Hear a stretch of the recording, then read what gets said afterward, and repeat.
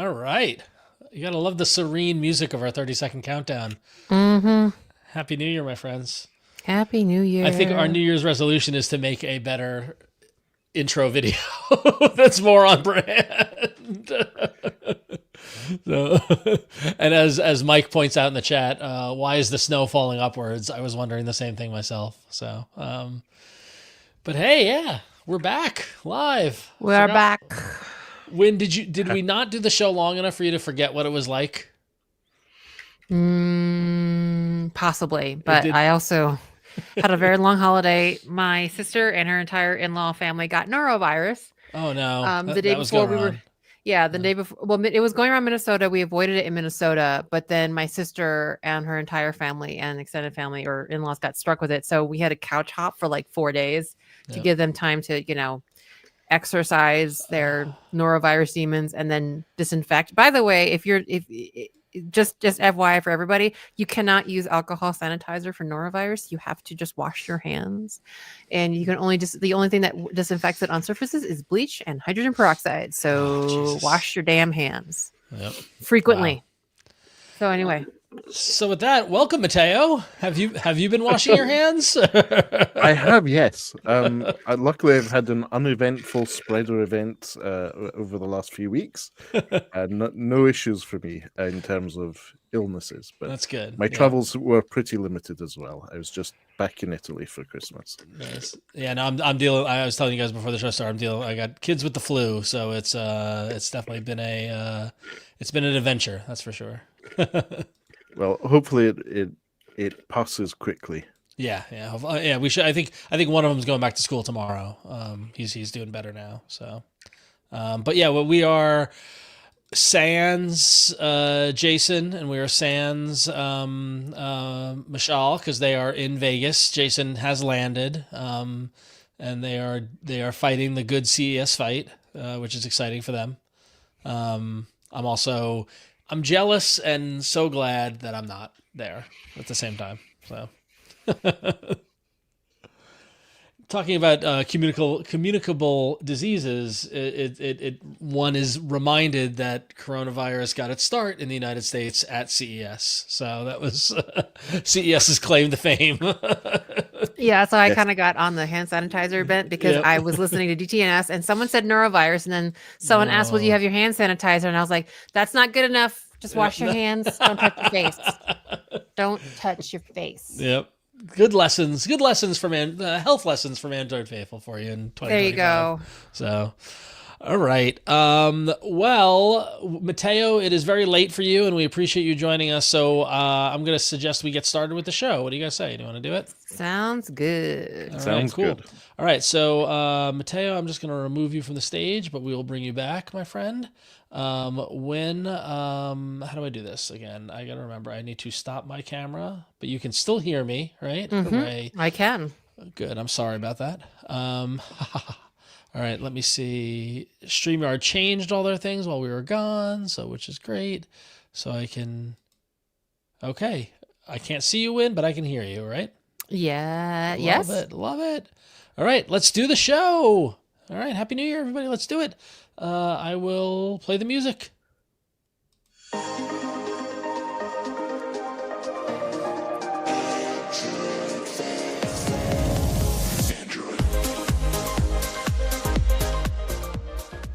Hello and happy 2025. This is Android Faithful, your weekly source for the latest news, hardware, and apps in the wonderful world of Android. I am your host, Huyen, or one of your hosts anyway. And I'm Ron Richards, and Happy New Year, Win. It is so great to see you. Happy New Year, Ron. Good to see you. I haven't seen you for what seems like a month. Because we were in and out, and I was out. You were out in December. We did that last show together, but we had a nice long. We're back from our long 2 week plus break. Mm-hmm. Got to get back in the saddle here, right? Oh yes, there's a lot going on in the new year.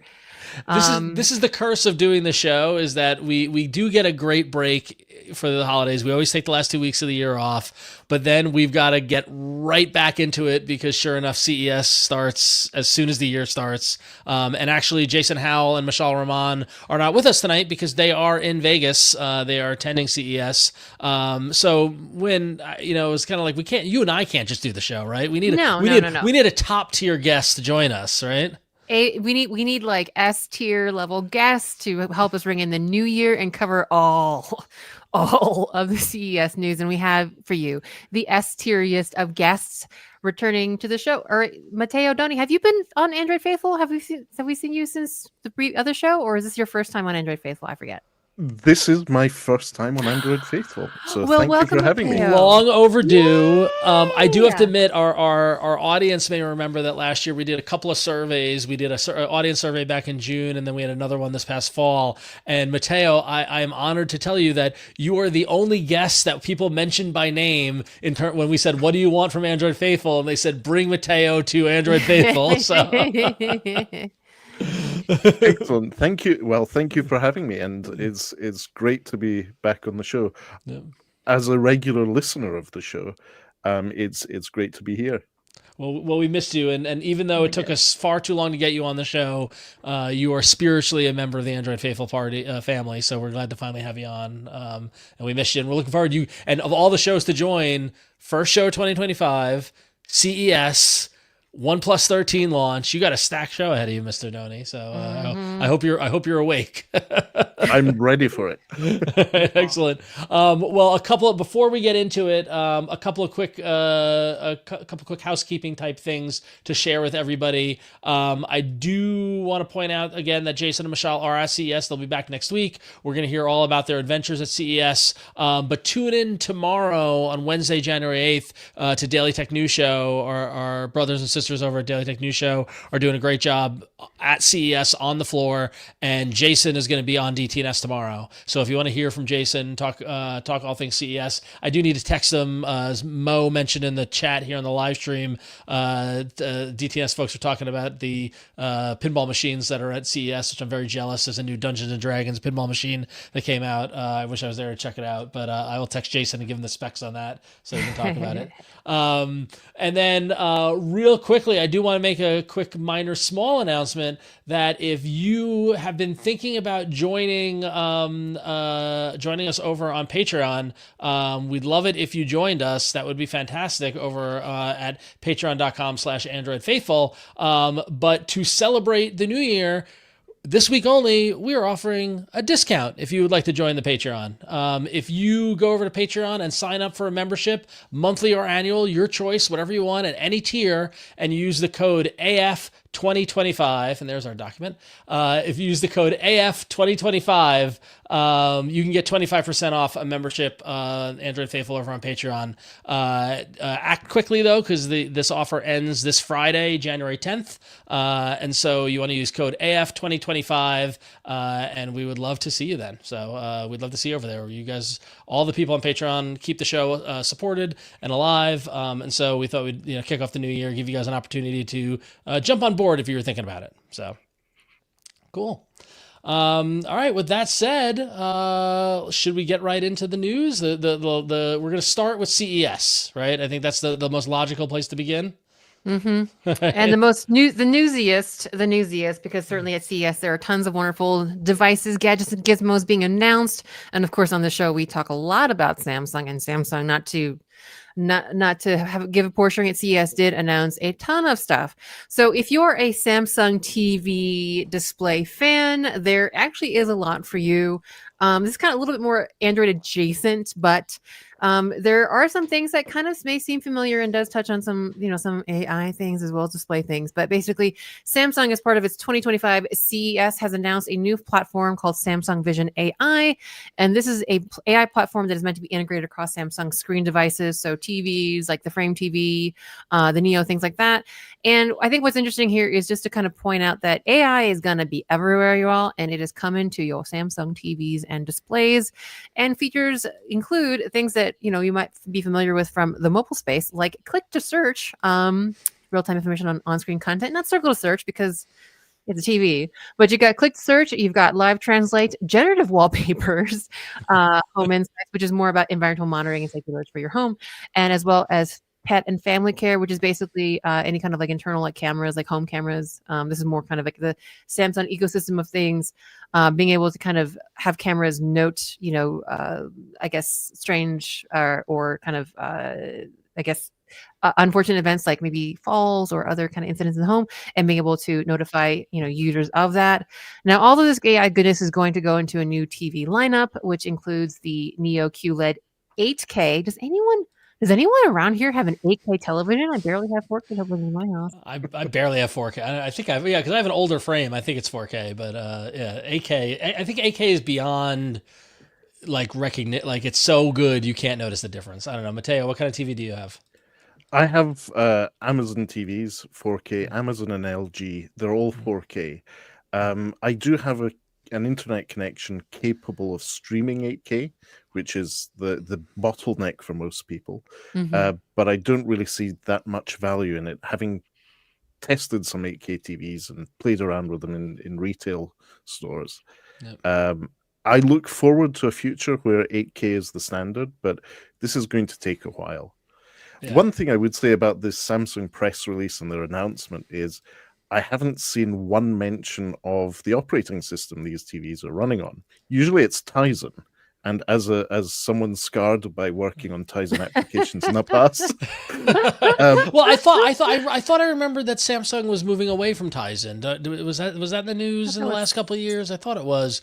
I know that I have a frame TV from a couple of years ago now, and I'm very jealous of the new frame that they just announced. But I'm of the old school mindset, which is I don't get a new TV till my old one breaks. So it's like unless I can talk my kids into throwing something at the TV, I don't think I'm getting the new frame. But the frame portion of my TV is running Tizen. The other side of it, I don't know if it's running Tizen or not, but I did think it was interesting that in the press release, all those features that you mentioned, generative wallpapers and stuff, those all are very similar to what Google TV rolled out last year. Yes, it is. And I mean, they did mention in the press release that they are continuing to work with other partners on AI, notably Microsoft for some Copilot integrations for smart TVs and monitors, but also, yes, Google. But they integrated Copilot, which is not Google. That's Microsoft, right? Yeah, so that's fascinating. It's kind of like, I think that's one of the things, and I think that's one of the strategies with a lot of folks that are not necessarily, kind of like the first party AI, platform developers, but people that are consuming, or rather OEMs that are consuming, is that a lot of the benefit comes from picking and choosing your favorite AI, LLM, et cetera, for a particular, use case. So it might be that Copilot might be, there might be something about Copilot integrations they like for some functionality. Whereas, of course, Google AI or Galaxy AI, however you want to brand it, does have a lot of like the very mobile-y generative AI features that we did list. So yeah, it's kind of like they're picking and choosing and then just branding everything under Samsung's banners, which I mean, yeah. Well, this is the one thing. I mean, it was Samsung kind of led the way with their press conference, but to your point, where everything was going to have AI in it, all the stuff I was reading along, especially in the TV space, was like last year we had AI hitting the phones. It looks like this CES kicking off AI just dominating the home entertainment space. And I mean, we did get a story, I think the end of last year, where we were talking about, further integration of AIs and even passkeys, for example, across their, ecosystem of things and all their other, the Samsung ecosystem in general. So fridges get passkeys and TVs get AI. The AI hype cycle continues. But yeah, so there's several new, TVs, QLEDs, the Neo. There's also the new Frame Pro, which Ron mentioned, as well as kind of the Art Store expansion. So the Frame Pro is like a TV, or the Frame TV rather is a TV, but that also is able to display lovely pieces of art so that you can kind of disguise your, trying to think of it's 2025. TVs are not the most like kind of like brain mushing devices that we have. But if you want to have your TV also display beautiful works of art, the Art Store has expanded to now over 3,000 works of art and kind of done like different collaborations and licensing with other kind of like sources. The thing about the Frame TV, by the way, not to be on the Frame thing, but it's this Wireless One Connect box that they have, which is my Frame. The Frame TV I have is not wireless. It is on the wall, and there's a very, very, very thin, clear plastic wire that runs down that I could cover up that connects to a box somewhere else where you connect all your HDMI things. With this latest version with Samsung, they've eliminated that wire, and now it's wireless. So, there's no more wire going to the TV, which blows my mind, because when would we ever think that 8K video could be transmitted wirelessly enough and maintain it, but they've done it. So it's crazy. Yeah. I kind of wish we had glasses. Yeah, I was just going to say, I'm really happy that the dream of a high quality digital picture frame from 13 years ago has finally been realized. Thank you, Matteo. And yeah, so on top of all that, if you want, there's also, if you're a projector type person, there is also new display technology like the Premiere 5, which is the interactive triple laser ultra short throw projector. And for those of you who maybe spend too much time wondering how your skin and how your facial features are doing, there is also the micro LED beauty mirror, a smart mirror with TV capabilities and beauty analysis features. Sounds like it could be good, or sounds like it could be something that we should probably be watching this up and learn lessons from. But yeah, Samsung's is focusing on AI and expanding it from our phones into kind of like the more traditional, larger screens in our homes. But that's not it. Samsung is to get to more mobile-y stuff.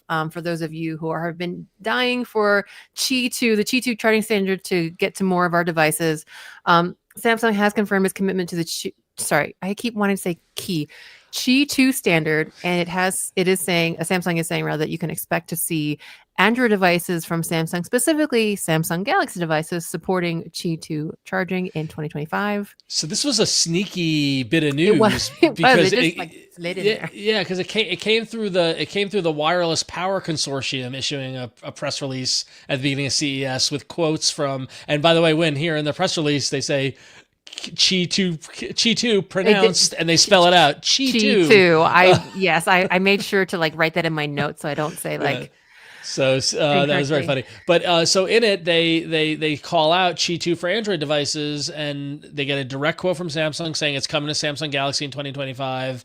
And Google just says that they're on board, they're committed to it, but no commitment to when or what or how. But I know that this is something that Michelle's been waiting for. A friend of the show, Michael Fisher's been waiting for. I mean, apparently this has been a hot button in the Android world, and the Wireless Power Consortium just kind of put it out there on Monday. Just slide it in. Yep. It's very quiet, probably because we haven't seen any product announced with that in it. Maybe at the end of this month, who knows? Yeah. But I've been waiting for Qi2 wireless charging for quite a while, to the point at which I bought a case for my Google Pixel 9 Pro XL with magnets to try and live that experience without the official standard. Well, it's funny because I've been in press conferences and press briefings with folks like Michael Fisher and our own Michelle and other folks in the space. I know Miriam's on board with this whole world and stuff like that, and to hear him bring it up and then hear the folks at Google or at other phone manufacturers dance around, they're like, yeah, we like it too. This give non-answers. So it's great to see, if 2025 is the year of Qi2 charging in Android, that'll be great just to put that question to bed, Well, they did say they were committed. So yeah. There you go. They're committed to something. We just don't know what in particular. But for more concrete news, Samsung Unpacked. We've already kind of mentioned some details about Samsung's Unpacked event that is happening this month. But just as a kind of again, a reminder, the Samsung Galaxy Unpacked event is happening on January 22nd, 2025 at 1 p.m. It's going to be from San Jose, California. And there's a lot of things we're going to expect to announce, specifically the Galaxy S25 series, maybe looking for that Galaxy S25 Ultra, at least to have the brand spanking new on fire Snapdragon 8 Elite chip. There's rumors that they might even talk about the next generation of the Galaxy Ring, the Galaxy Ring 2. And of course, as we mentioned at the end of last year, there is probably going to be some teaser, some hint of when where Project Muhan, the Android XR headset that Google and Samsung kind of like jointly announced at the end of last year. Like, what's the deal with that? Don't look for like a full release, but look for hints of a notion of an idea of when Muhan might actually come to our heads and our homes. But by the way, like if you are waiting for Samsung Galaxy Unpacked and got your credit card ready to buy the next generation of S25 in the Samsung Galaxy series, like they do most years and with most events, you can register now for like you can kind of basically register or reserve now like for $50 off and a chance to win a $5,000 Samsung gift card on their website. And also they're noting that this year the company says you can get up to an additional $900 in credit if you trade in an old device. So if you're in the market for a Samsung Galaxy device but definitely want to save some money after the holidays, please take note of that and head over to Samsung's website to maybe register, reserve for a little bit of credit and get those old phones for trading ready. It's nice. Yeah. It's nice that Samsung's giving like a week or so to recover from CES, like a week and a half to recover, then get ready for Galaxy Unpacked. Matteo, did you catch any of the Android XR stuff that happened at the end of the year and the Project Muhan?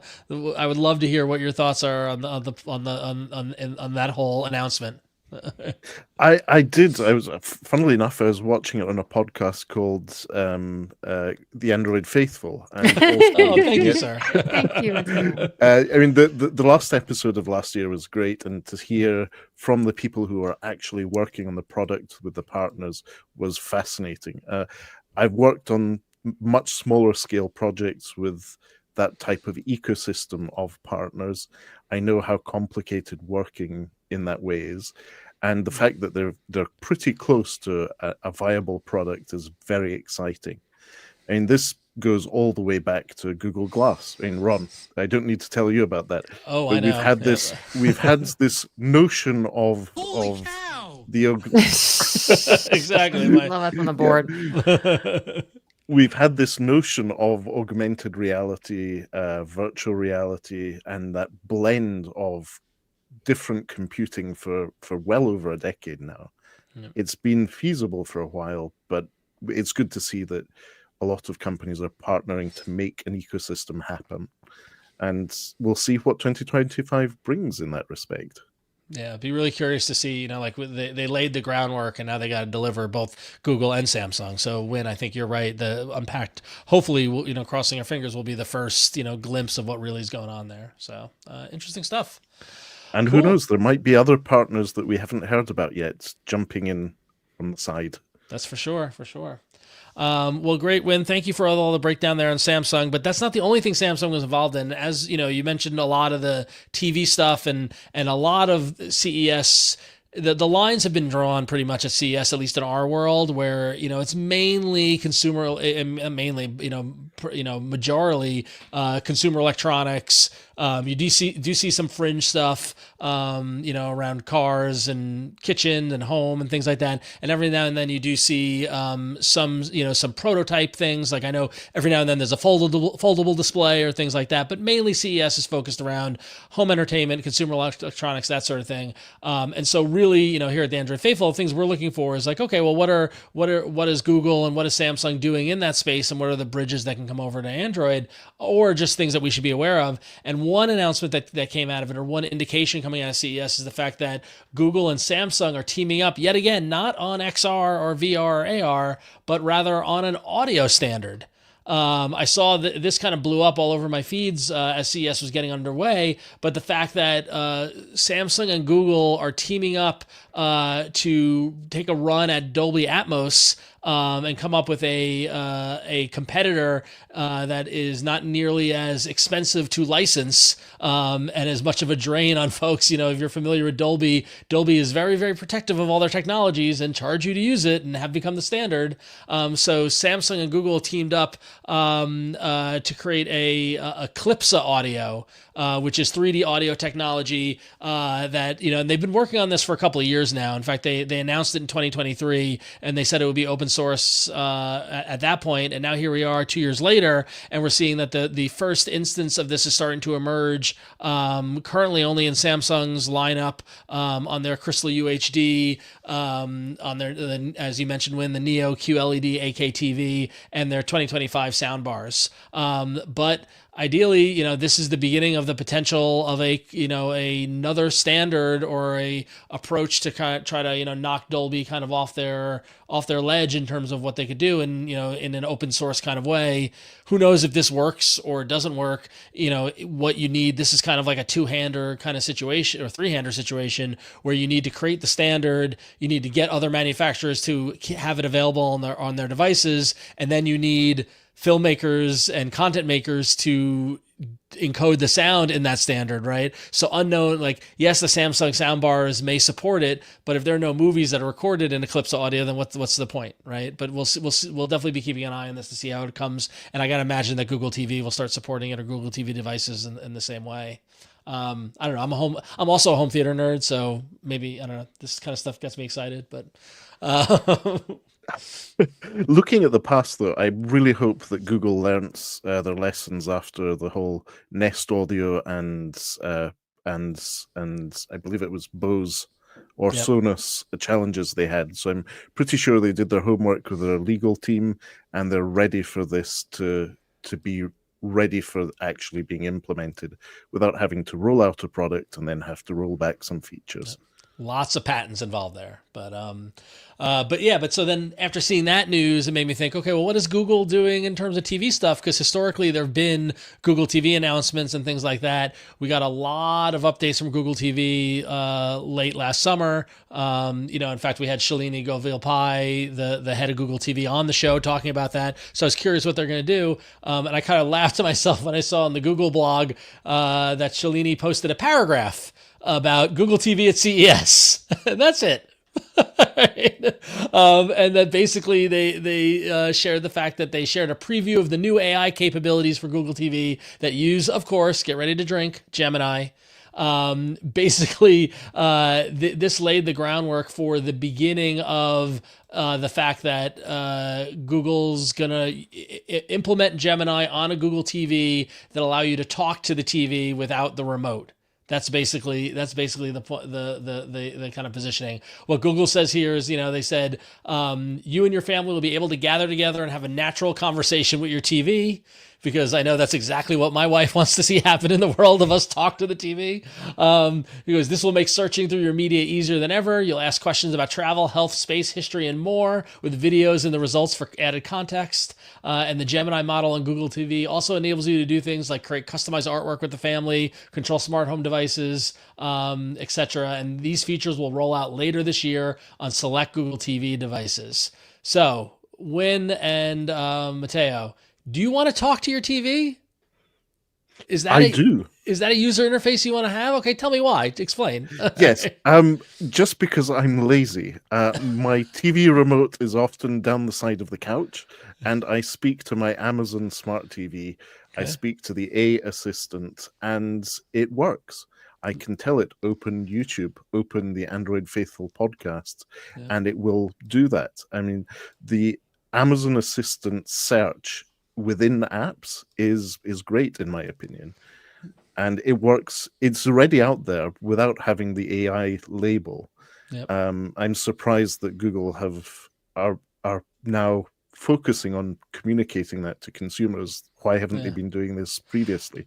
I will say, I'm joking about it, but just earlier today, in fact, I was sitting here in my office working, and the door was open, and my kids were in the living room, and the sun was starting to set, and my son yelled, "Okay, G, turn on living room lights." Like he was. That's how he turns on the lights in the living room, right? That's they hear me do it, and so they're doing it. And of course, I'm yelling to a Google Home in the kitchen, so it would be great if the TV was listening. So while I'm making fun of it, maybe this isn't that bad of an idea. I don't know. Huyen, would you use this, or would you develop for it?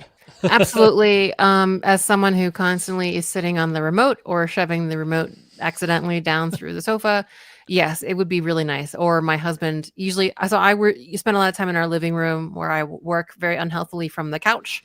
And then when my husband actually comes up from the basement office to visit me, he will take the remote and put it on the far, far, far, far, far side of the living room. So yes, for our weirdly dysfunctional married remote, I don't know, custody case, yes, I would need I want to be able to talk to my TV and just tell it what to do because we obviously just cannot be trusted with a remote. It does bridge the gap, like the paradigm of the TV being a box that spits out at you and you lean back on the couch, right? Is worth questioning, right? Because we talk to our phones, we talk to our computers, there's a back and forth with the computer monitor, there's a back and forth with the phone screen. Why can't there be a back and forth with the TV? And is this like a Star Trek future where we say, hey TV, what's tomorrow's weather going to be? And it tells you the weather and shows you the radar like that. It could be cool, You can talk to one day you'll be able to talk to your Frame TV and just with not just wireless connect, but wireless. I mean, I think it just goes. I think it just matches together how we're used to now,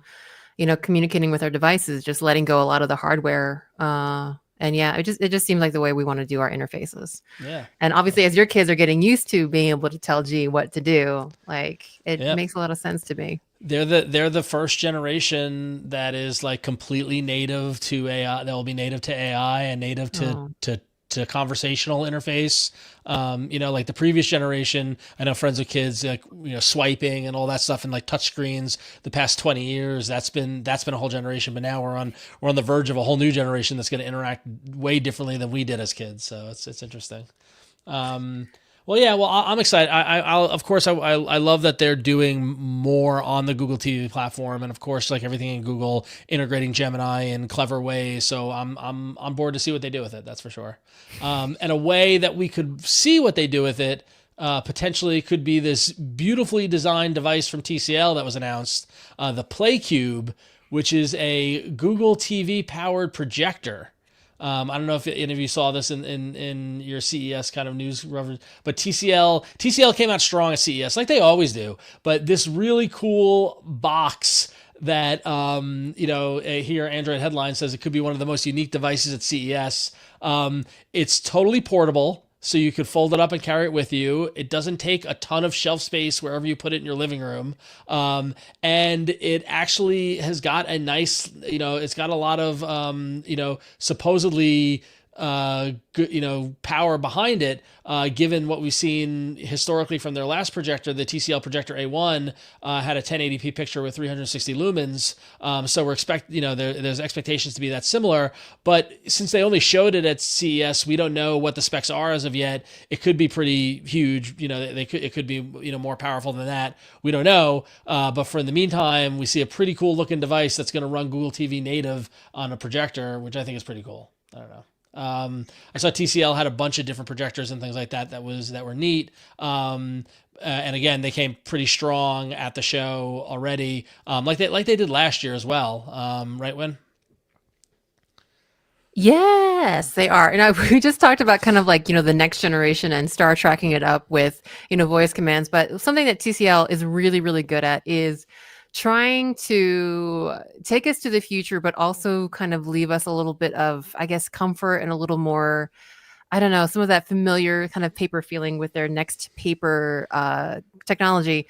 And so if you're not quite as hardcore e-ink fan as I and Jason seem to be still, and you want to, like, say, reduce that kind of strain and like the whole whatever degree staring at blue light emitting devices all day provides you.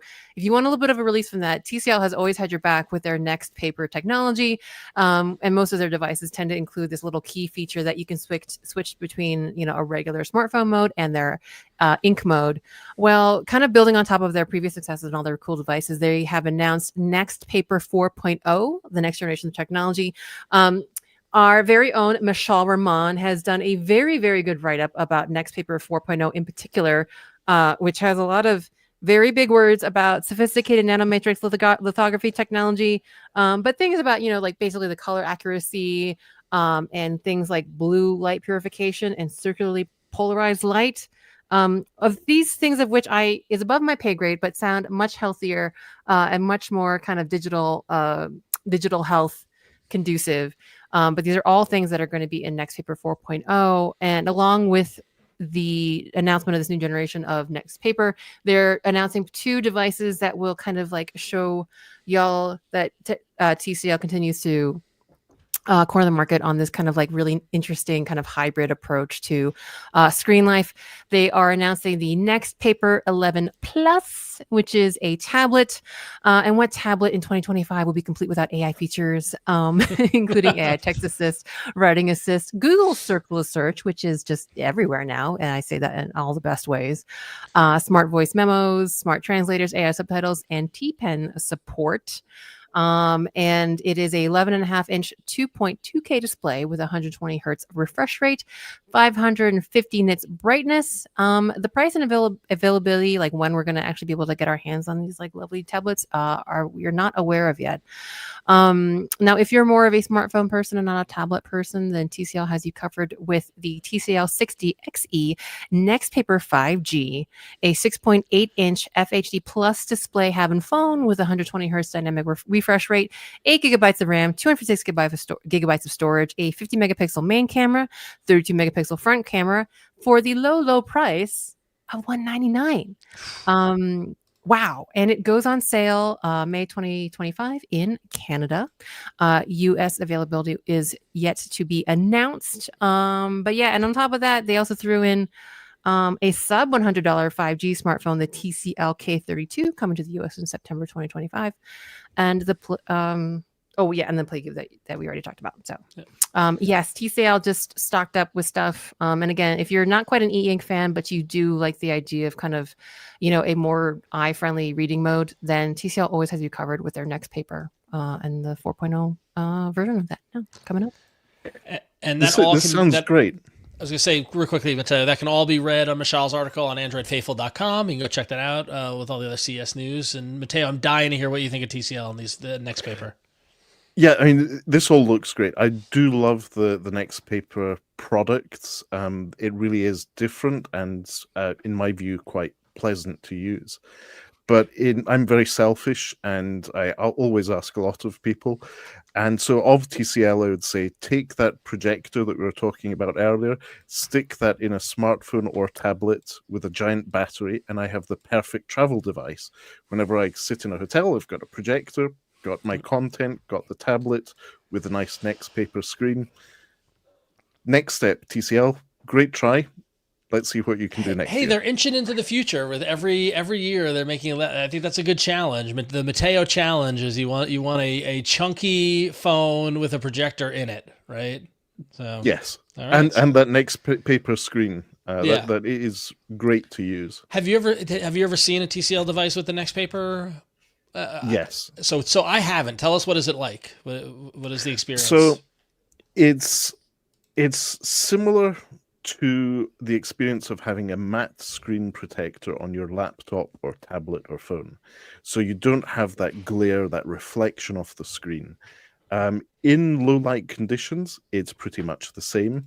I haven't noticed a difference there, but the big difference is if you're in bright sunshine or in an environment with bright lights, you don't have that screen glare that really interferes with your media consumption or your screen perception.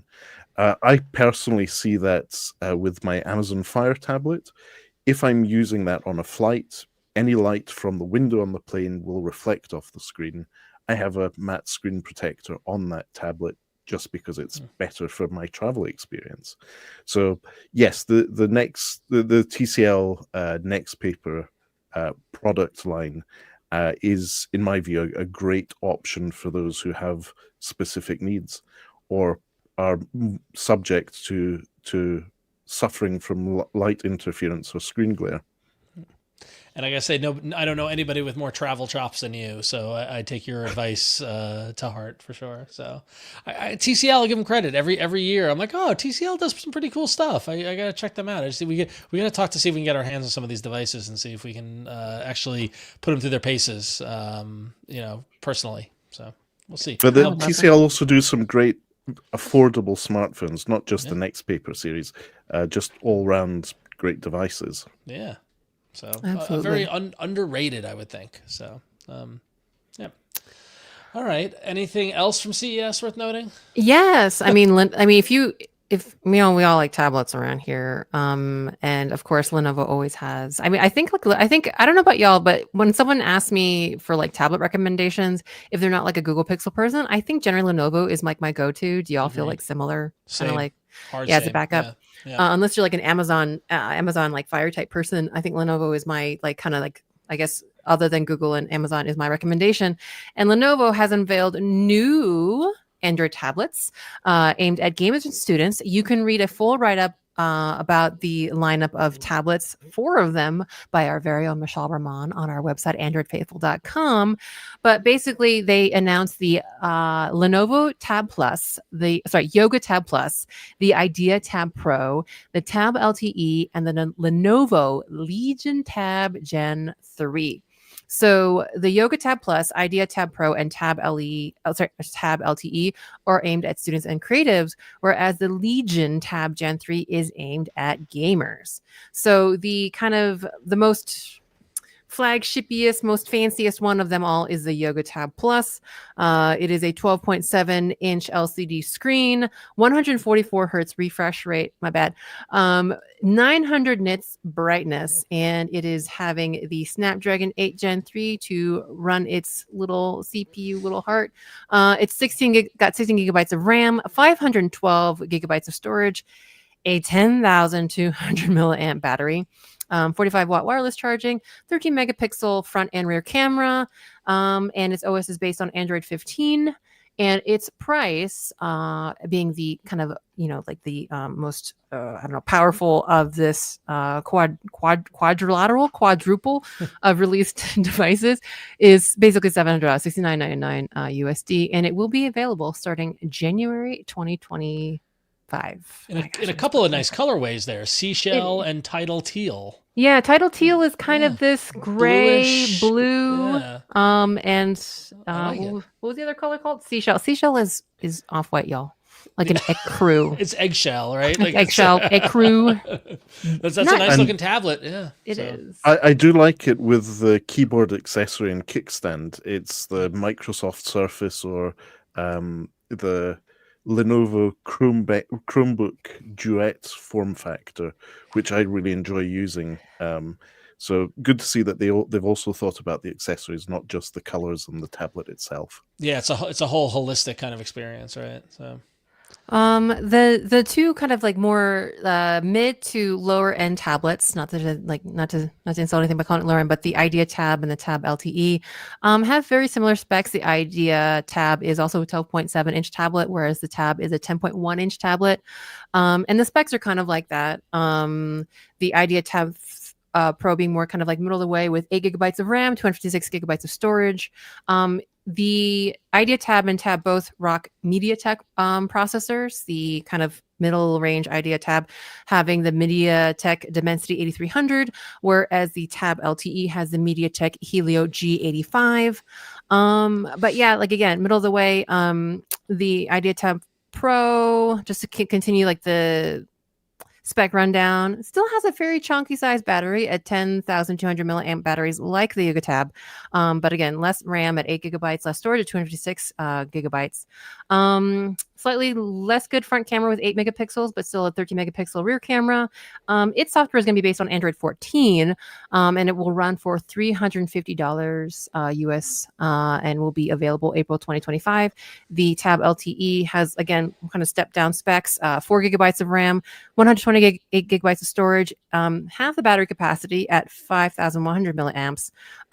Step down cameras, 5 megapixel front, 8 megapixel rear, also based on Android 14. It does have a Courage port, 3.5 millimeter jack, and a micro SD SIM slot, but it comes in at $159. So yep, that's pretty good. I was gonna say it's the Matteo Doni Memorial Courage Port, right? Matteo's still with us, so.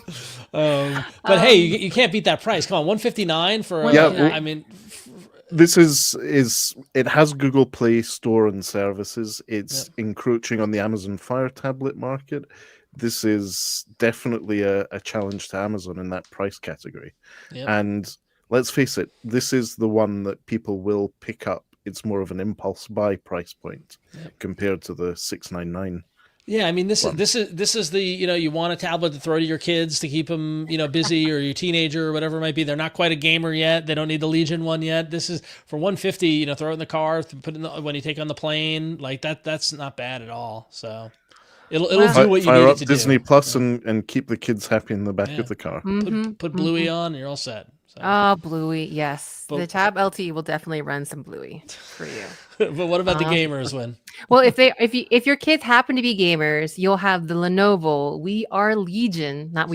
but the Legion Tab Gen 3. Now, this is a bit small. This is an 8.8 LCD screen tablet, but oh my goodness, is it packing some stuff, y'all. It's got a Snapdragon 8 Gen 3 processor, up to 12 gigabytes of RAM, 256 gigabytes of storage, and, for your gaming needs, a 6,550 milliamp battery.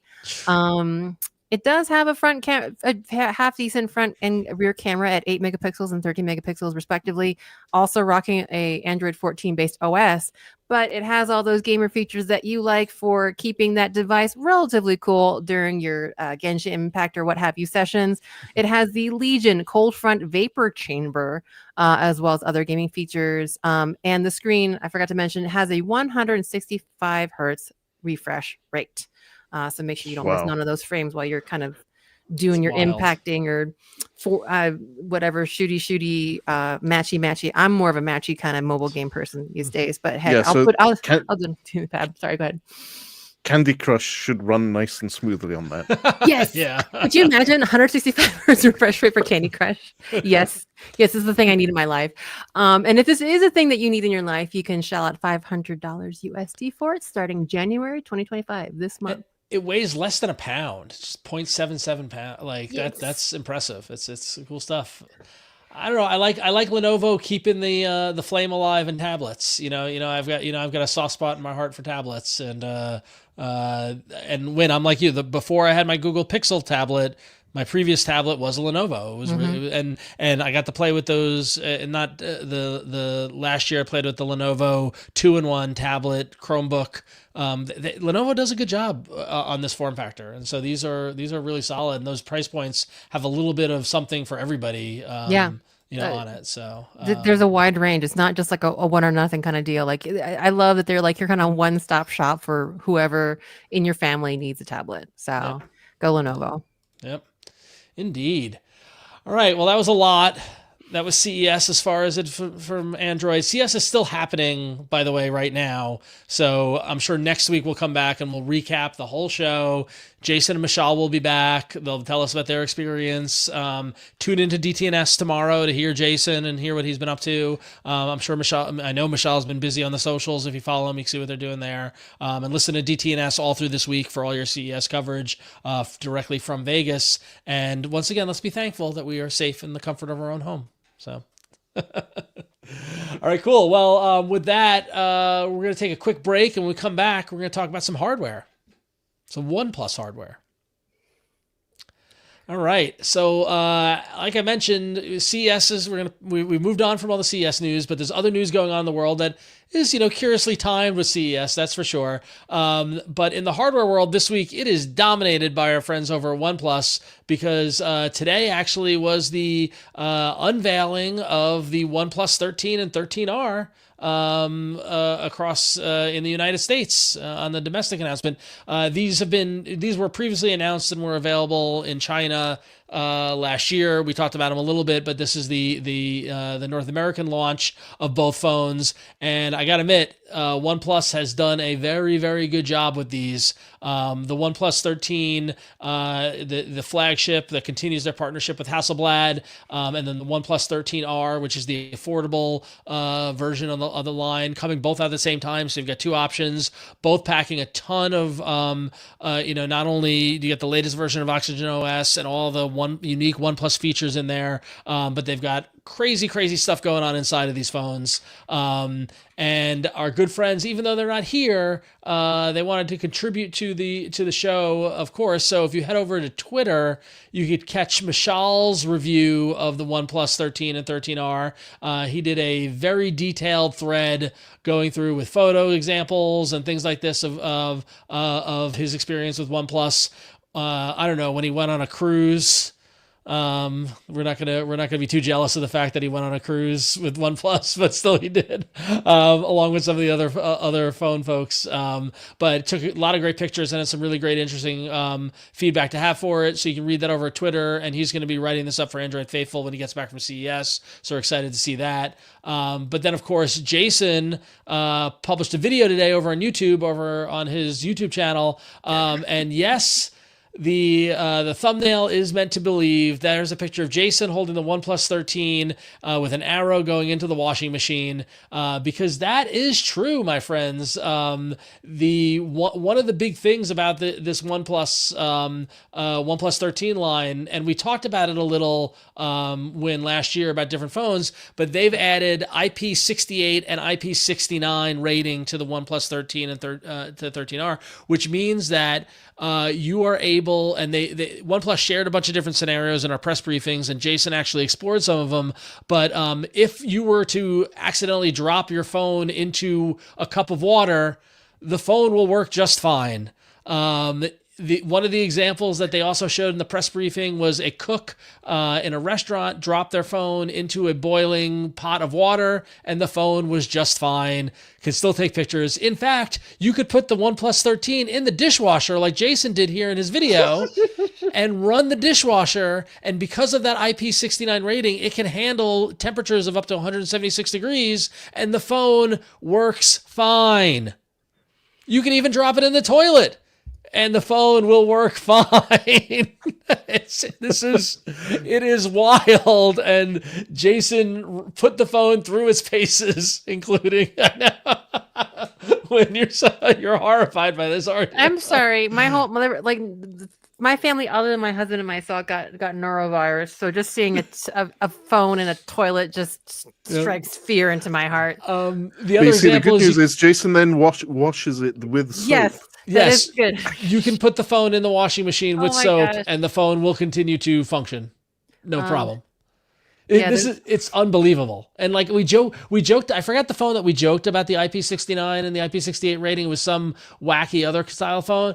But like this is a flagship. This is a average user flagship now that this technology is available to all of us. And what's even more exciting is that I've got them here. Right at my desk. So we've got the OnePlus 13 with the wonderful kind of black. It's kind of hard. You can see that, you see kind of like the pseudo wood grain kind of in the back on there, right? This phone feels great.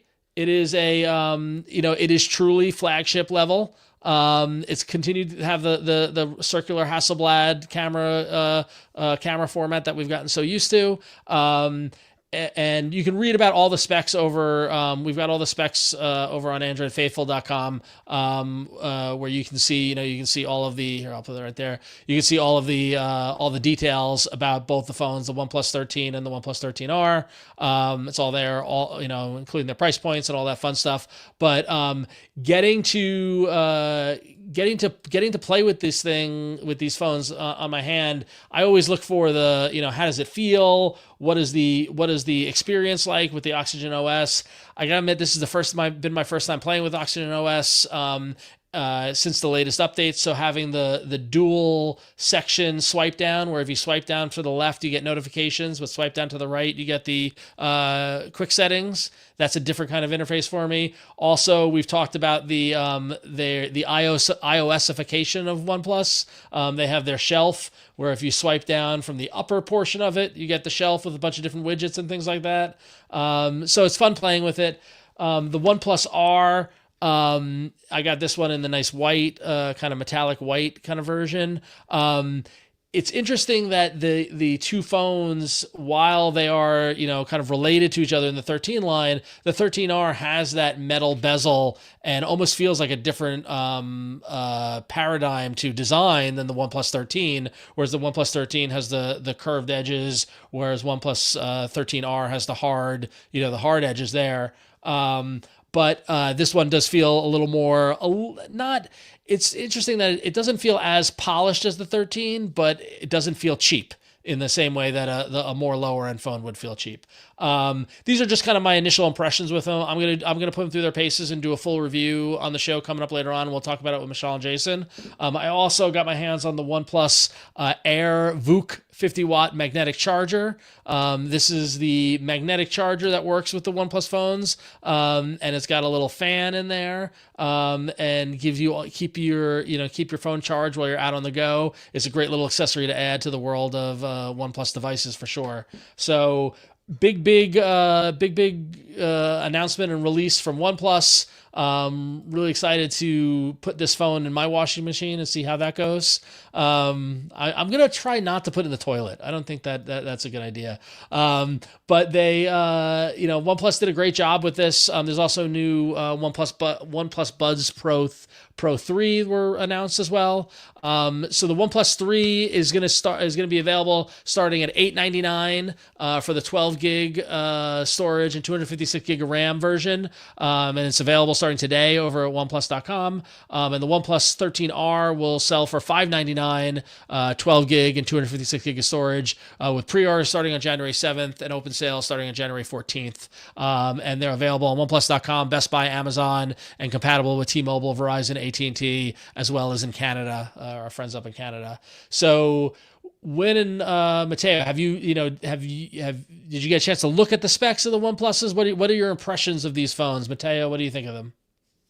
I love the concept of this product. It's good to see that even OnePlus, as well as Oppo and Vivo, have settled on flat screens. We've done away with those curved screens, which are impressive to see and look lovely, but in practical life aren't great. So I'm really happy to see that. I think OnePlus, from an industrial design standpoint, have done a great job. My only worry is that they've fallen into the cycle that a lot of Chinese manufacturers do, where they don't offer that great of a software support in the long term.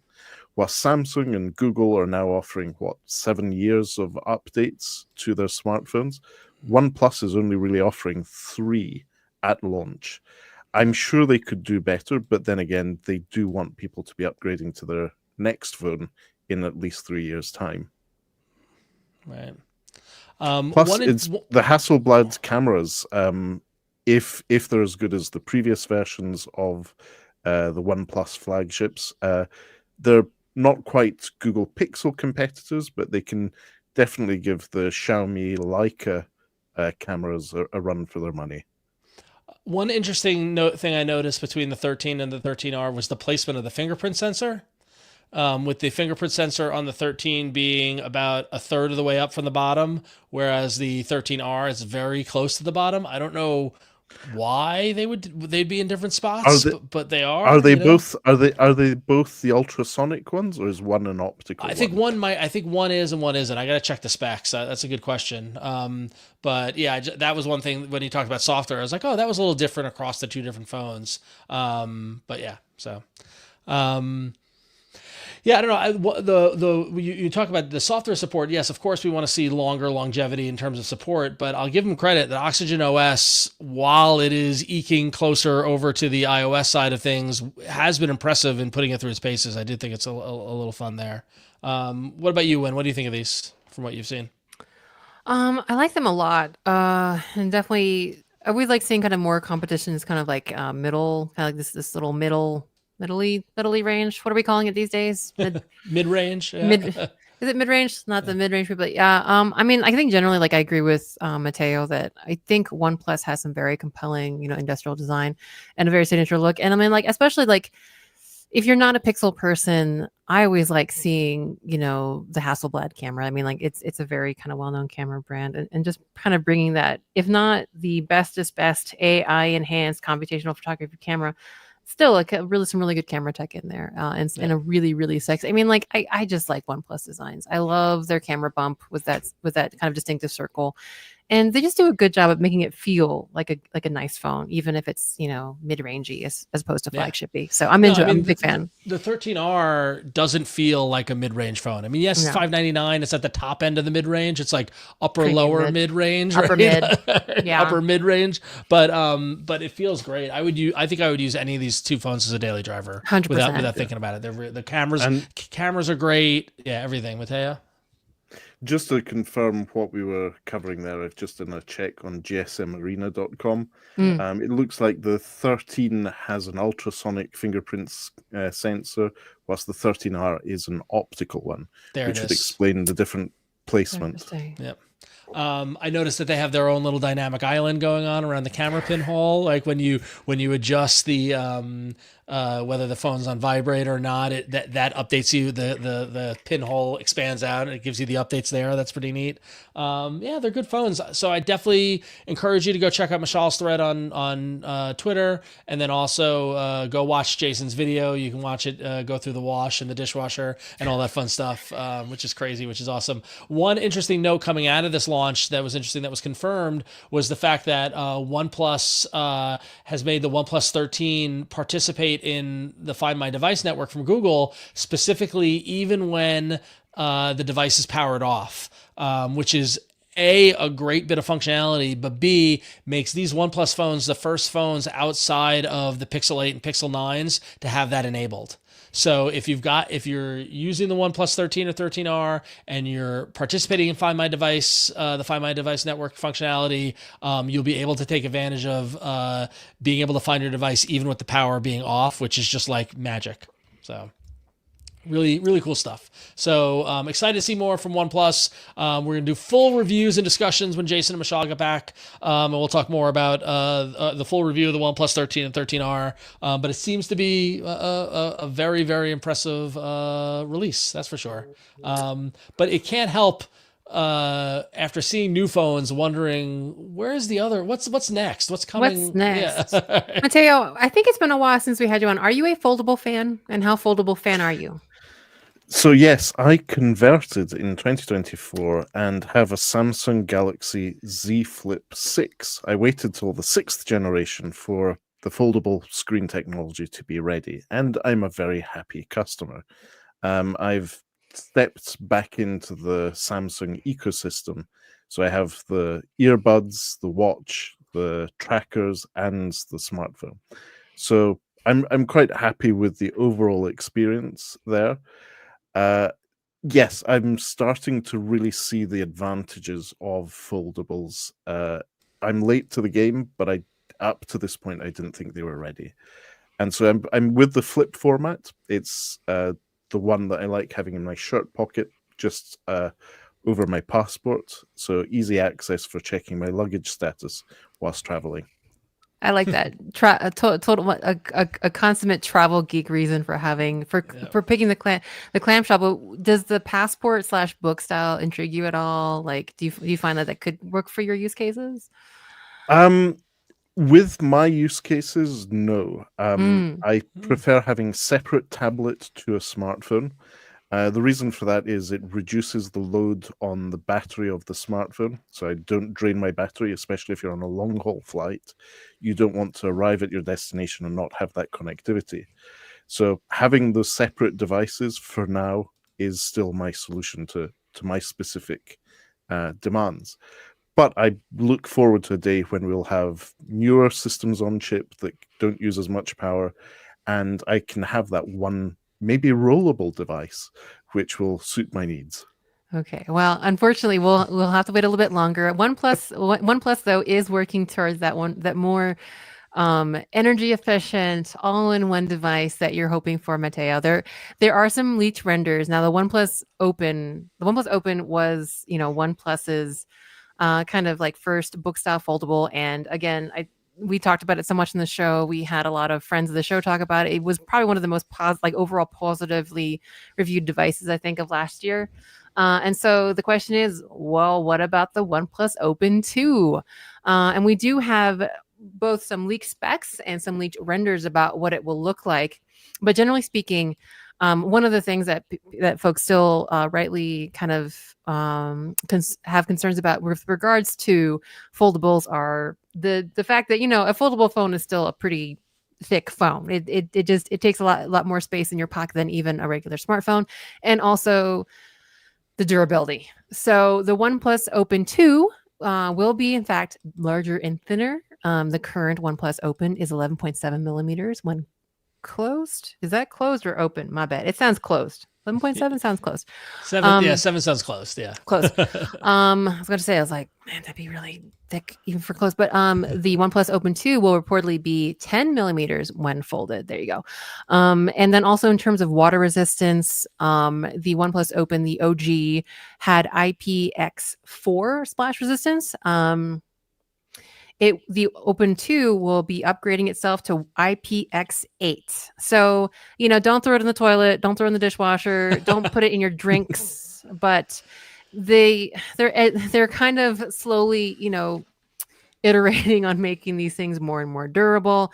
And one of the biggest things that I think was maybe the biggest negative, or the most commonly heard negative about the OnePlus Open, was the lack of wireless charging. Well, OnePlus is looking to fix that and maybe kind of shore up all those positive reviews that it got for the OnePlus Open by making the OnePlus Open 2 wireless charging compatible, reportedly 50-watt charging. So if you happen to be if you happen to be someone who Oppo is the phone that you would buy, in case this is the OnePlus Open 2 will be identical to the Oppo Find N5, of course, because there's like mirror images of each other, the Apple phones and the OnePlus phones. But yeah, we look to the release of the OnePlus Open 2 around Q1, Marchish this year. And yeah, it's going to be 8-inch on the main display with a 120 hertz refresh rate, 6.4-inch cover display, rocking the Snapdragon 8 Elite, up to 16 gigabytes of RAM, 1 terabyte of storage, 50 megapixels on both the main ultra wide and telephoto camera, which will have a 3x optical zoom. The inner and cover selfie cameras, one of them is 32 megapixels, one of them is 20 megapixels. We're not sure because these are just leaky specs right now. So this is just a leaky picky, and it's a little bit of a fuzzy leaky picky.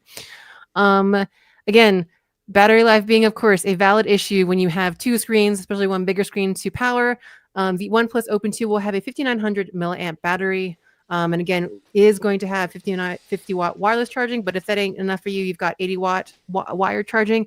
And it will be rocking Android 15, the Android 15 flavor of Oxygen OS 15. And yeah, we'll just have to see how that shapes up. And how the next generation goes. I mean, hopefully these leaks mean it's coming. And also after seeing the OnePlus 13 get thrown in the washing machine and the dishwasher, like everyone's going to want to do that to every OnePlus phone coming out. Please don't. Like, so it's like they're going to have to tell everyone, don't put this one in the washing machine. No. But please, no. It's good to see that they're iterating pretty fast, because Yes. the OnePlus Open launched closer to mid-year last year. Yep.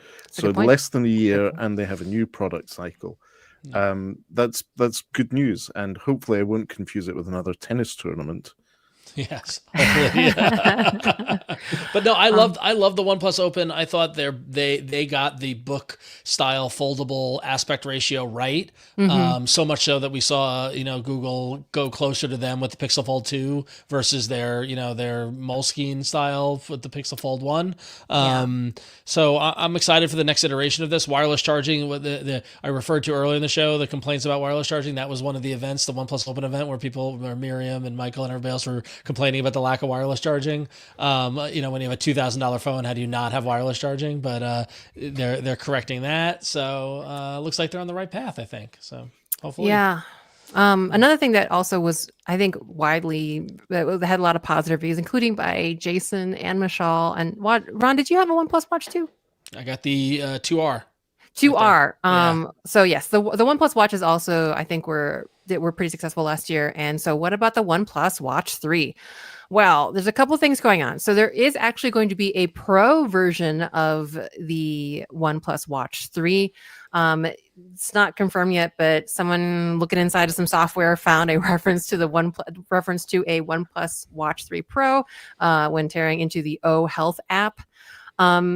There's also some confirmation that Oppo, again, the kind of other side, the twin in the Oppo OnePlus, family, will be releasing rebranded versions of the OnePlus Watch 3 and OnePlus Watch 3 Pro as part of its Watch X2 lineup. So if you happen to be someone who's more of an Oppo buyer than a OnePlus buyer, keep an eye and ear out for the Watch X2 lineup. So there is going to be some changes to the OnePlus Watch 3, and I think the most notable is going to be a rotary dial crown. So there's going to be a little crown that can rotate and will be kind of part of like navigating around the interface, similar to the Apple Watch digital crown. And I know, a lot of Samsung users really loved their crown, the rotating crown before in previous versions of the Galaxy Watch. So that is coming to the OnePlus Watch 3. I mean, I like I don't have it on me right now, but I like the crown. I still like having the rotating crown as a way of just interacting with a watch, with a wearable. I don't know, how do y'all feel? Like, interesting, not interesting? Matteo, after you. Yeah, I think the crown is a great user interface for people who have had watches in the past. If you had a scuba watch, it's something you're already comfortable with, so it makes it a comfortable user paradigm there. Then again, I'm using a Samsung Galaxy Watch 7, which doesn't have a physical one, but it has a digital one without a moving part, which is potentially an extra vector for failure of the device. So great to see OnePlus doing that, and I'm sure they're building something solid that won't break down as easily. But then again, a digital solution to that might be to have the touchscreen set up so that you can have a digital crown that is purely on the touchscreen. Yeah, it's funny. It's funny you say that, because I agree with you and I disagree with you, Matteo, because my biggest frustration with smartwatches has been the small screen and my big dumb fingers. And honestly, it's being too small of a space to actually do anything meaningful. And so when I'm kind of with you, where I've had, having the physical UI of using the crown to navigate has been helpful. But then that said, Matteo, having a digital version of the crown, I think is more future facing rather than looking behind us. Right. So It's a good point, though, that I think that smartwatches have come a long way, but I don't know if I'd call them a mainstream device yet. And so I like the idea of linking, real life, kind of traditional watches with the digital watch, and having it be a kind of like ramp for most people to go from something familiar to the new experience, and then kind of, again, onboarding them to a kind of wholly digital thing. I do think like a digital crown actually does seem maybe also more accessibility friendly, or at least having the option of both a physical and a digital one kind of creates just a better range of accessibility, depending on like what people like need in terms of like mobility and things like that. So there is a rotating crown. Another thing that's kind of big with smartwatches the last couple of years is all of the health features, and we've heard about like a lot of like the like possible blood pressure, glucose, and of course heart rate monitoring. The OnePlus Watch 3 is looking to have heart sensors, including ECG functionality.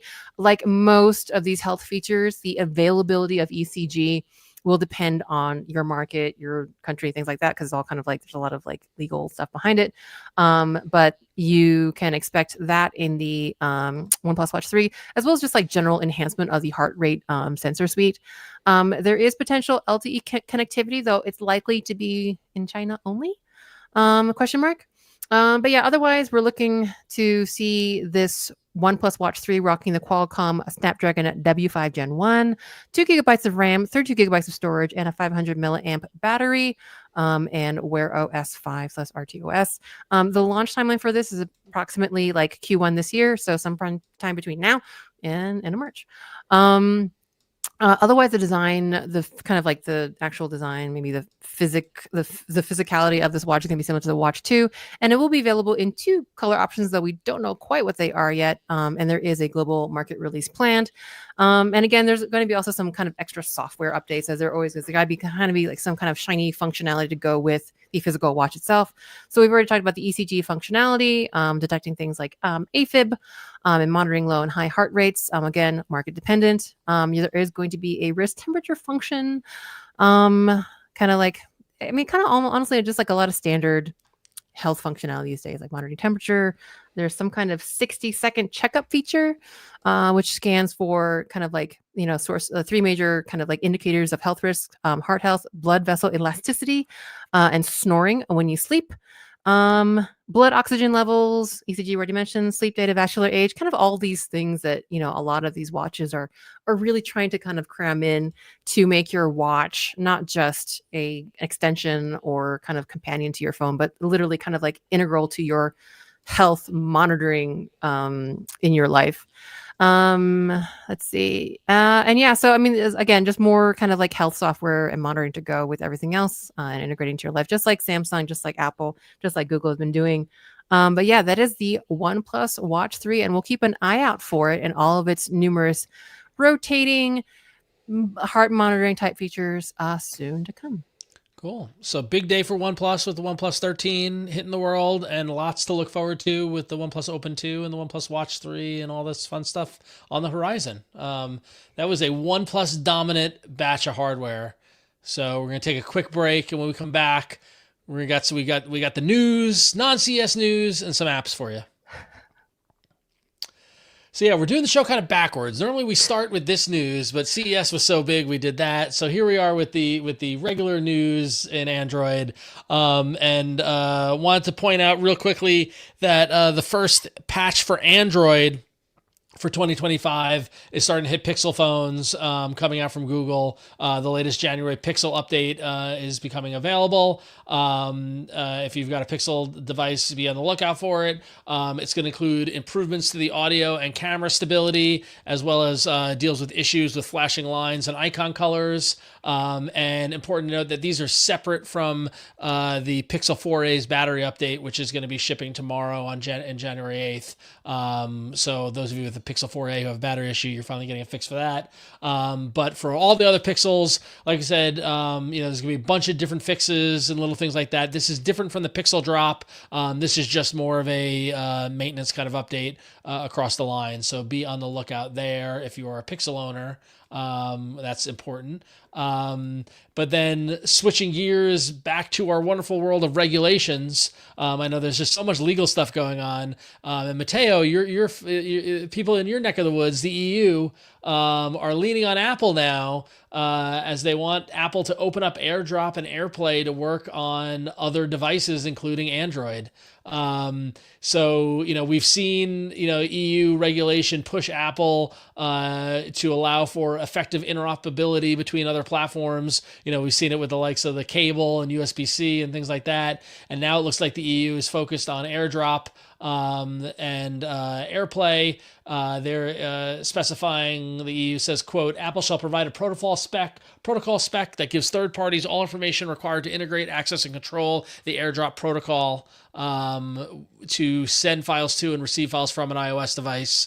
And they also want to open up AirPlay, which is crazy. Of course, Apple has responded to this, saying that they criticized the EU, saying that this could, and this is Apple's go-to every time, quote, expose your private information, and basically saying that that opening up AirPlay to Meta devices or other devices would create a new class of privacy and security issues while giving them data about users' homes. So they're using the fear tactic to try to go against this. Matteo, what do you think as a representative from the other side of the pond, even though I know you're not part of the EU anymore, where you are currently? I'm lucky. I have an EU passport and a British passport, so I can pick and choose as I go. But Great. So I think what side of the fence are you on tonight? I'm on the fruity company side tonight. Yeah. It's mainly because I think that by the time the European Union has actually legislated on this stuff, those standards will have been outdated and Apple will have moved on to the next thing. Google, Samsung, and the rest of the Android ecosystem will have moved on to another way of sharing files and sharing content streams. Interesting. So I think AirDrop and AirPlay are proprietary Apple things. Apple, especially in the EU, are not a dominant platform just because of the price sensitivity of the majority of European markets. So I think this is a lot of bluster. The European Union, usually in January, has to have something to complain about. Those expensive politicians need to justify their expenses. And most importantly, it's coming up to the election cycle in a lot of European markets. So this is a way for some unknown European member of parliament to make their way into the news and show that they're fighting for consumers. I think this is just part of the January news cycle in the European Union. It's not going to get anywhere. Interesting. All right. Well, mark it here. January 7th. Matteo says the EU will not get anywhere with AirPlay and AirDrop. Yes, it's not like a physical standard like a charger. This is a software solution, which is a proprietary one on a non-dominant platform, which is Apple in the EU. We could, to play devil's advocate, we could say iMessage was the same thing, right? But they didn't have to. They didn't open up iMessage. True. They forced RCS, which is a different thing. True. iMessage is still a closed Apple thing, and I know that in the US, a lot of people depend on it and are tied into the platform because of iMessage. Right. But RCS is different. Yep. Fair. Good point. All right. Well, we'll see how it goes. So Lynn, what's going on here in the States? Yeah, and so our next story is a little bit less soundbite fodder for politicians than an actual kind of like, quote unquote big deal. So we kind of talked extensively about this is last year news too. This is stuff that we missed over the break. Yeah. Yeah. So we already talked quite a bit about the DOJ and the ruling against Google and a lot of the DOJ's proposed remedies to the finding of Google's practices to be monopolistic. And one of those remedies was like, hey, you guys have to give up Chrome, which is mind-boggling to think of, just the ramifications of it. Now there is going to be So the DOJ has proposed some remedies, and there's going to be a hearing about these remedies on April 22nd. But as part of this hearing, Google has proposed their own kind of changes as a way of, again, remedying some of these antitrust practices as well. Now, unsurprisingly, Google's counteroffer is quite a bit different to what the DOJ's proposal is. They're much narrower in scope. So a lot of Google's kind of justification for their counterproposal is that a lot of the case against Google had to do with the deals that they were making, with other companies, with Apple, with other manufacturers, and they wanted to have the remedies kind of be narrow in scope and to address specifically, these exclusive deals and these kind of like different requirements of like, you need to do this thing with Google piece A to get an access to Google piece B. So their whole justification is that, okay, how about we specifically address what you're accusing us of? And that's, again, mostly the deals. So what Google is proposing is a 3-year, so the remedy that they're kind of like offering would be kind of like be active for 3 years, as opposed to the DOJ's proposal, which would take which would like last 10 years. So already a big difference there. And so what they would do is they propose to end exclusive search default deals, including with Apple, which is a biggie. They also propose to remove any requirements that link, having, certain Android apps, and have like requiring certain Android apps to be able to access Google search. So Google, so by this this proposal by Google, they would agree not to enter into any deals with Android manufacturers that require, adding mobile search in for exchange to access to other Google apps. My bad, I said a little backwards. And it couldn't require, OEMs to exclude rival search engines or third-party browsers. So they proposed that would give folks like Mozilla a lot more flexibility in allowing kind of rival search engines as defaults. And also it would agree to not make Gemini Assistant required as well in order to access other, Google products. And also, so one thing that the DOJ remedy did require for that time period was that Google would have to share that their very valuable information about their search data. So all those signal data, the DOJ proposal would be requiring Google to share that data with competitors so that other competitors can kind of bring their search up to the level of where Google search is. Well, Google's proposal doesn't even acknowledge that idea. And so they want to keep, of course, their valuable search data to themselves.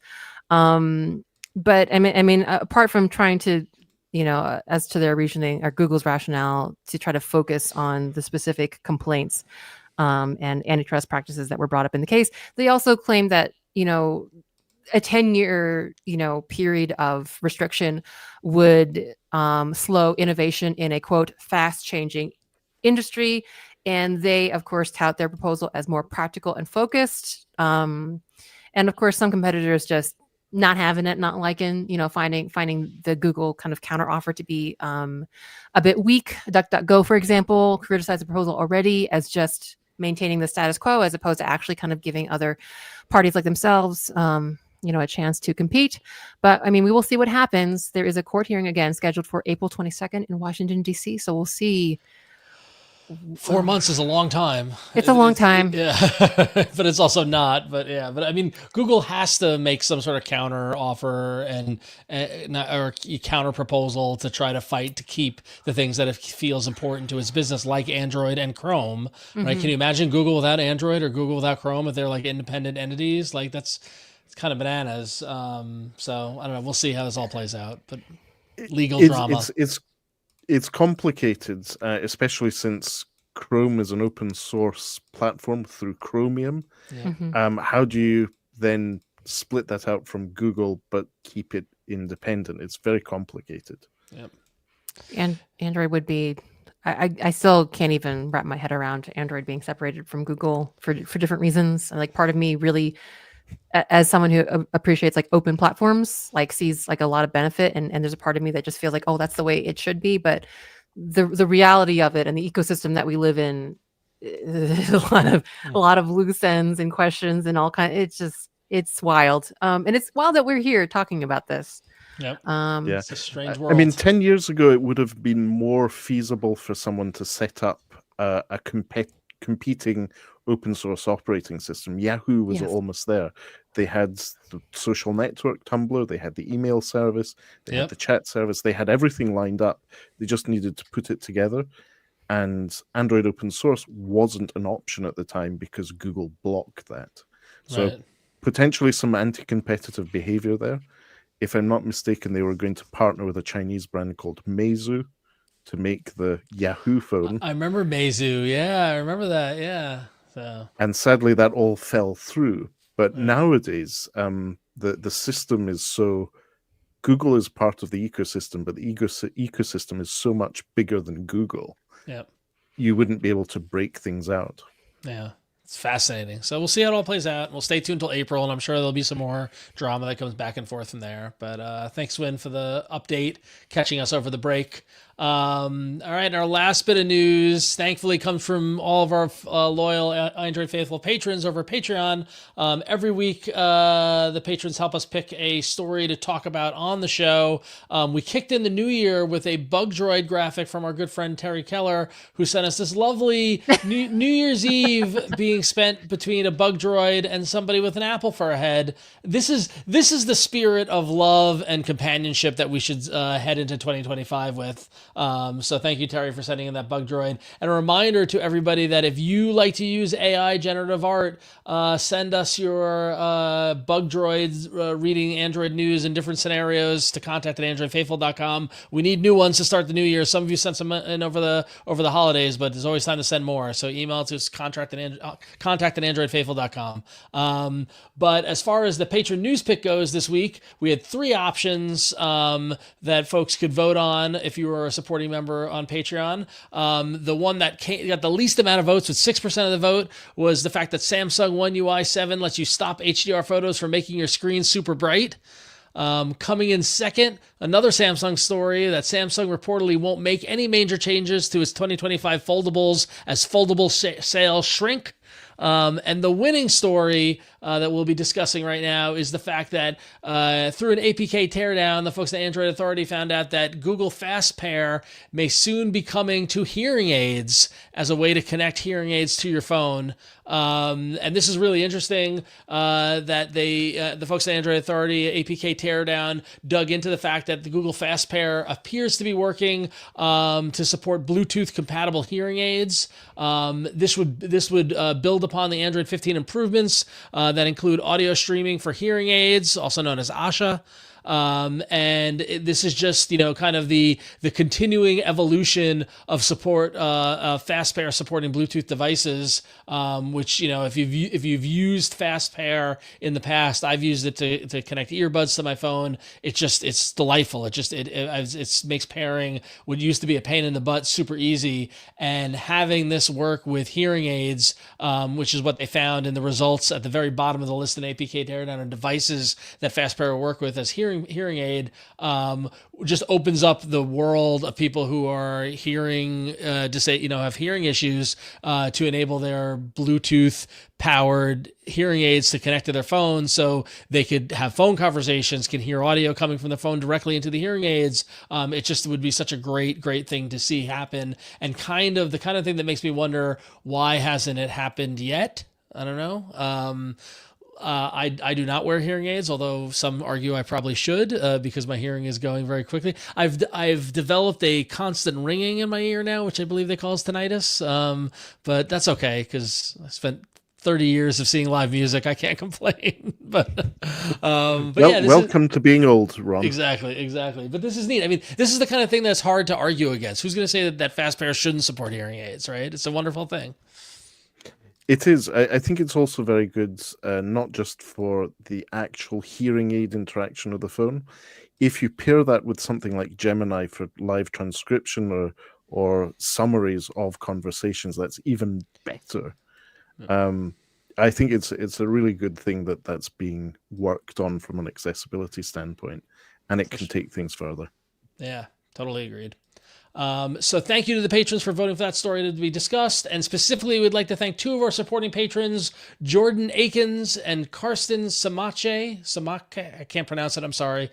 Karsten S. from Germany. I apologize, I mispronounced your last name. But thank you for your support. And you too can support the show and vote on a news story for us to talk about every week. Just go to patreon.com/AndroidFaithful. And this week only, you could sign up and use code AF2025 and get 25% off your membership at patreon.com/AndroidFaithful. And that's where you can get access to an ad-free version of the podcast. You can get a t-shirt, you get stickers, you get all fun stuff, you get access to our Discord. So do that at patreon.com/AndroidFaithful.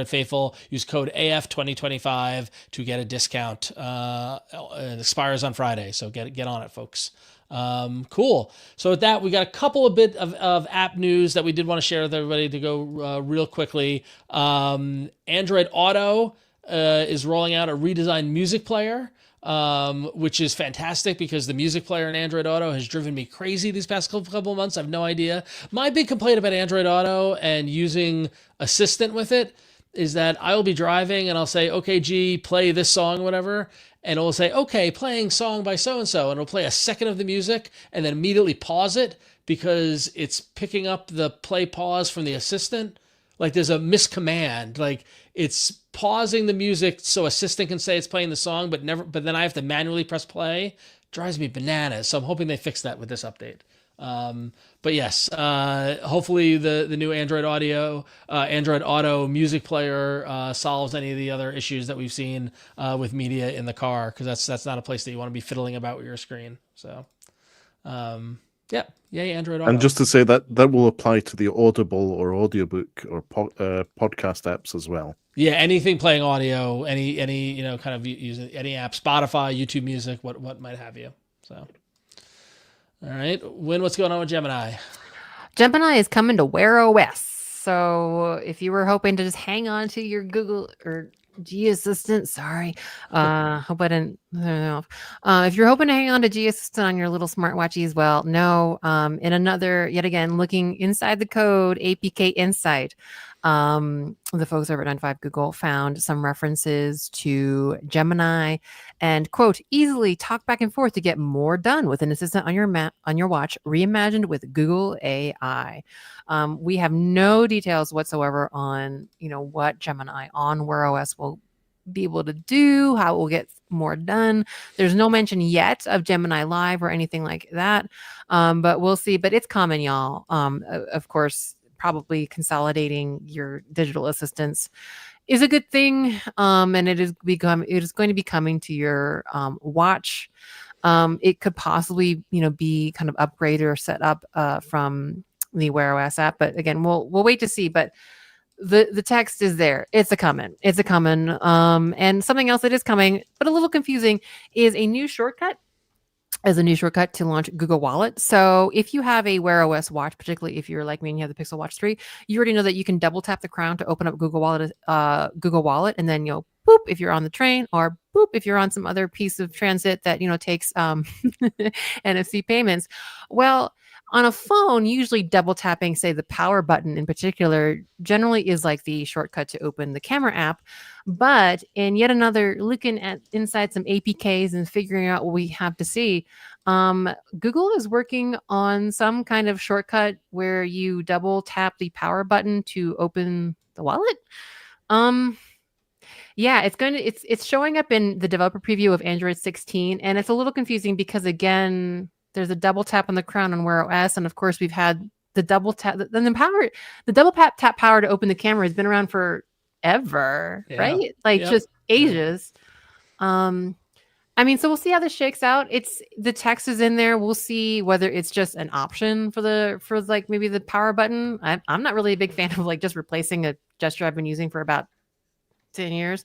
I feel like this is a keeping up with the Jones with iOS, with their ability to pull up the Apple Wallet very quickly and trying to be parity with how you do it, right? So yeah, I don't know. Well, we'll figure out more, but that's also on the way, whatever form it ultimately takes. Keep an eye out for double tapping your power button to get your Google Wallet if that's something you need.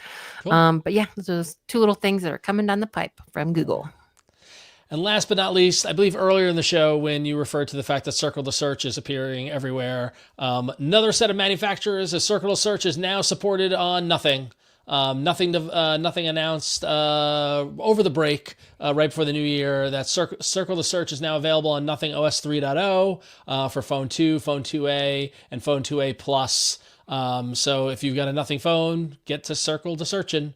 Matteo, do you use Circle to Search? I do now. I was late to the game. I was autumn last year, but now it's part of my activity. The only challenge is Circle Search can be a bit challenging in low connectivity conditions. Yep. That's my only problem with that. Then again, I have a little thing that I didn't put in the rundown, but just a top tip from me. Recently, I've been flying quite a lot and using the free tier of in-flight Wi-Fi. Now, if you have Google Messages on your Android smartphone and you have the Gemini Assistant set up on Google Messages, you can message through RCS, you can message Google Gemini through the free tier of your in-flight Wi-Fi through the RCS and ask it to get you the latest news from the BBC website. You can ask it anything because essentially you're just messaging Gemini over RCS. Yeah. It's just text. So it's a really cool little travel hack that you can get to get access to the internet without paying for the in-flight Wi-Fi. Look at that. That is like the Clever. best hack ever. I love that so much. That's really great, actually, when you think about it. So it's just one way to make the most of what is Google Messages, RCS, and Gemini in constrained network conditions. Let's call it that way. Working in harmony. Look at that. Doing more work for you. Thank you, Matteo, for that tip. That's Wonderful. fantastic. I'm gonna try that. Oh my gosh. Cool. All right, with that, that's finally going to wrap up this very long, extended CES edition of the show. As my voice is going, as I think I'm getting sick too. Oh no! Oh no! No! Well, we'll have to wrap up the show quickly so Ron can get himself to bed and get some rest. But Matteo, it was so lovely to finally have you on the show. Thank you for staying up late, and finally being with us on Android Faithful. For those in the audience who happen to not know what you're doing and what you're about, please let them know what you're working. Thanks very much. In my day job, I'm a software implementation consultant at Dayshape, but most people know me as the chief mobile opinionist at Tech Travel Geeks. It's the YouTube channel, which also has essentially we focus on gadgets, accessories, mobile technology that makes the travel experience better. That's what we cover. And ironically, fashion recently. For some reason, some brands consider me to be a fashion influencer. Just watch some of our YouTube videos to understand why that's hilarious. Oh, you've been a fashion. I mean, ever since the days of Macadile 10 years ago, Matteo. Or, yes. You've been fashion forward for as long as I've known you. So I'm not surprised to hear that at all. So, but then again, I do have a really cool Android Faithful T-shirt that I purchased last year. Nice. And I'm pretty sure there's a picture of Jason and I in Milan when I'm wearing that T-shirt. I've seen that photo. Yes, that's for sure. Yeah. So fashion forward. There it is. So go to techtravelgeeks.com, check out the website, and you guys got an awesome YouTube channel as well. Good stuff. Everybody should check it out for sure. So. And thanks for having me back on the show. It's great to catch up with you all. We need to have you back soon so that you can be on with Jason and Mishal, so you get the full AF family treatment. And so we'll just have to keep track of your travels and where in the world is Matteo and have you tune in.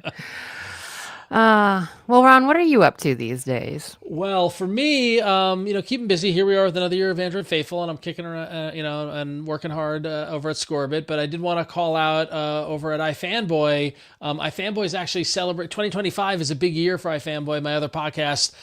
It is 25 years since iFanboy launched the website, and 20 years since iFanboy started its podcast. So 2025 has become a major moment over at iFanboy. So if you go to iFanboy.com, you can see all the things that we're doing to celebrate 2025. They're up. iFanboy's up on Blue Sky and Threads finally.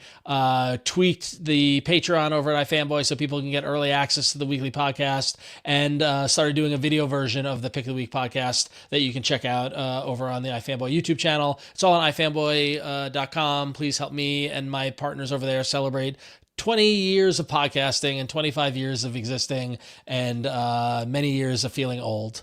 So, the things we started in our early 20s that we now celebrate in our late 40s. So it's a very weird world. That's my world. Huyen, how about you? What are you up to? Where can people find you? I'm an Android dev. That is my day job. You can find stuff that I do at randomlytyping.com. I also kind of haunt places like Instagram where I follow Matteo and his travel-y adventures. But I'm also on Blue Sky, and I did want to call out. I don't know, Ron, if you don't mind pulling up the link real quick. Nope. As we mentioned, if you support us, you can get wonderful items like stickers and ad-free versions of the podcast. And OG AAA listener Ben Hobe. Is that right, Ben? I'm sorry if it's not right. Ben Hobe, OG AAA listener, as well as Maryland native, posted a picture of his Android Faithful sticker this week. But yeah, if you want to be like Ben and be cool and have it's a very sizable sticker too. Where is that? I just posted it here. Let me post it in the chat. Okay. Sorry, I put in the doc. My bad. You put in the doc. Okay, I'm sorry. I just got to know where to look for it. My bad. Listen, when Jason's not here, it's hard to do the show. That's all I'm saying. Jason. All right, got it. We miss Jason. Here it is. Yeah. There we go. Ben is an OG AAA listener, and if you scroll down, I think Ron, a little bit, you can see how sizable the Android Faithful sticker is. Whoa, that's It's pretty cool. it's Wow. you represent. Or is that a small laptop? That's a good question, because look at the size of the dust of the towel next to it, right? Maybe that's true. Either- That's true. Either way, the ratio of sticker to laptop screen back is. I'm starting to worry about that person's Wi-Fi connectivity. It blocks the antennas. Fair enough. But yeah, that's me. Follow me on those things, and just glad to be here yet another year with y'all. And extra happy to finally get Matteo on the show. It's good to see you. Exactly. Really good to see you. Thanks for having me. It's a pleasure. We gotta do it sooner than later, and make sure Michelle and Jason are here. But they are working really hard at CES, and they'll be back next week? Looking at the schedule. We'll be back next week to do a CES kind of retrospective breakdown.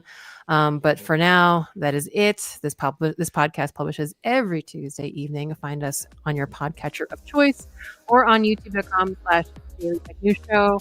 Subscribe to Android.com or on Faithful. But email us at contact@androidfaithful.com. And Happy New Year. We'll see you next time.